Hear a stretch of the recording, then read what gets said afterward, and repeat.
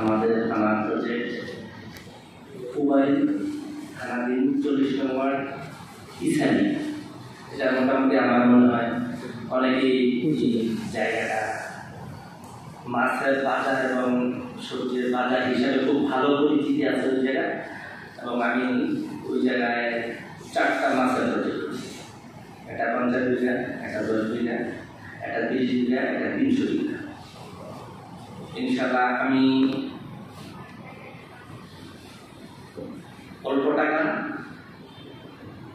আমি মাছ চাষ করেছি। আমার টাকা নাই, টাকা কম, মানুষ তো আমি মাছের উপরেই কথা বলতেছি, আপনারা কেউ মনে কিছু নেন না।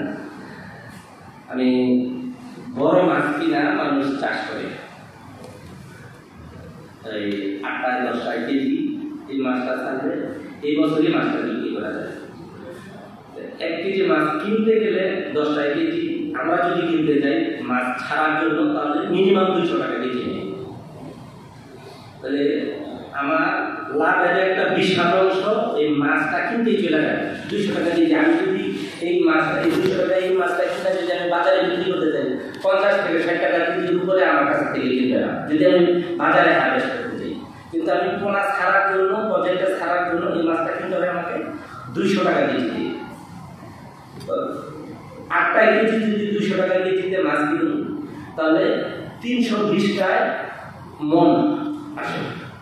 তাই 8000 টাকা যদি মন, আমি 320 পিস মাছ পাই 8000 টাকায়। তাহলে দেখা গেল যে আমার 50 মন মাছ ছাড়তে প্রচুর টাকার প্রয়োজন। এই টাকা জমি বিক্রি করে আনা ছাড়া আমার মনে হয় অন্য কোনো ওয়ে নেই। আমি চিন্তা করলাম যে এই 8000 টাকা মন মাছ কিনা আমি এই মাছ চাষ করতে পারবো না, আমি বিকল্প কি চিন্তা করা যায়। আমি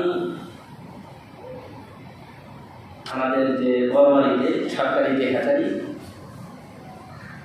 ভদ্রলোক আমার কাছে খুব প্রিয়জন, আমার খুব আস্থাভাজন কামাল সাহেব।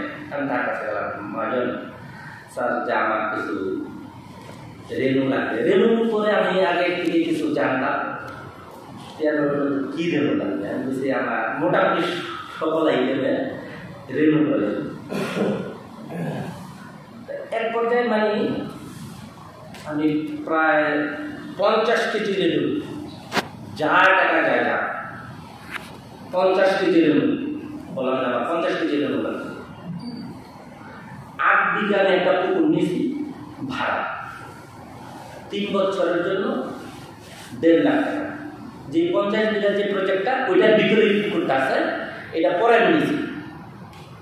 নেওয়ার পরে ওই পুকুরটাতে সেচা হয়েছে, সেচাটার মধ্যে পানি দেওয়া হয়েছে। আমি রেনু টাইটা পুরো রেনুটা এটার মধ্যে ছেড়ে দিয়েছি। এটার মধ্যে যে আমার যে অভিজ্ঞতাটা আছে যে আমি রেনু ছাড়া আগে এটাকে কিছু সংস্কার করছি, বৃষ্টি দিয়া এটাকে অবমান পোকামাকড় যা আছে সব মুক্ত করে গেছে। তারপরে পানি দিয়ে এটাতে মাছ ছাড়ার আগে আমি ঝর্ণা দিয়েছি, মাছ ছাড়ার আগে ঝর্ণা দিয়েছি, কিছু সামথিং কিছু খাবার দিচ্ছি, প্লান্টন তৈরি হওয়ার জন্য মাছ রেনু আসার জন্য এর থেকে কিছু পায়। এরপরে রেনু দিলাম, রেনু দেওয়ার পরে পরের দিন ঝর্ণা তো আছে, এই রেনুতে এই ঝর্ণায় এই রেনুটাকে একটু স্রোত পাইছে, মাছটা সুস্থ সবল। পরের দিন আমি খাবার দেওয়া শুরু করলাম। 3-4 দিন পর আমি ছোট্ট একটা 1-1.5 হাত নীল জাল দিয়ে একটা জাল তৈরি করলাম, 3 কোণা খেয়াল দিয়া। আমি দেখা আমার মনে হয় আমার মাথাটা একটু ঘুরে গেল। আমি গেলাম, আল্লাহ আমার দিচ্ছি যদি রায়না খেতে গেল লক্ষ